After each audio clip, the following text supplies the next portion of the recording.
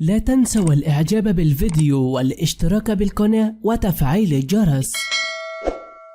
الموت يفجع. محمد صلاح لاعب نادي ليفربول الإنجليزي والمنتخب المصري شيع المئات من أهالي قرية نجريج والقرى المجاورة جنازة الحاج أحمد عبد العزيز البنبي جد النجم العالمي محمد صلاح لأمه لمسواه الأخير بمقابر العائلة بقرية نجريج مركز بسيوم بمحافظة الغربية. وتقدم الحاج صلاح غالي والد محمد صلاح شقيقه ناصر صلاح الجنازة لتوديع جد اللاعب بمسواه الأخير بعد أن تمت صلاة الجنازة عليه بمسجد سيدي موسى بالقرية.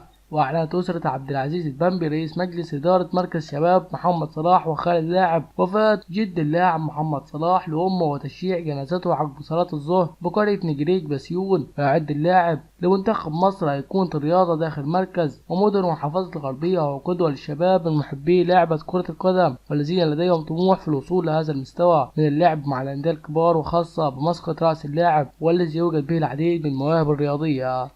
الموت يفجع. محمد صلاح لاعب نادي ليفربول الإنجليزي والمنتخب المصري